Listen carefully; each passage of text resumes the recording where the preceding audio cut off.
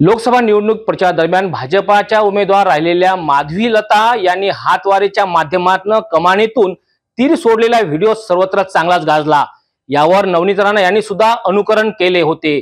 आता मात्र दोन्ही उमेदवार पराभूत झाल्या आणि इकडे अमरावतीतून काँग्रेसचे बळवंत उमेदवार सुद्धा निवडून आल्यानंतर त्यांच्या जल्लोष रॅलीत थेट काँग्रेस नेत्या यशोमती ठाकूर यांनी सुद्धा कमानीतून तीर सोडून विरोधकांवर चांगलीच टीका केली।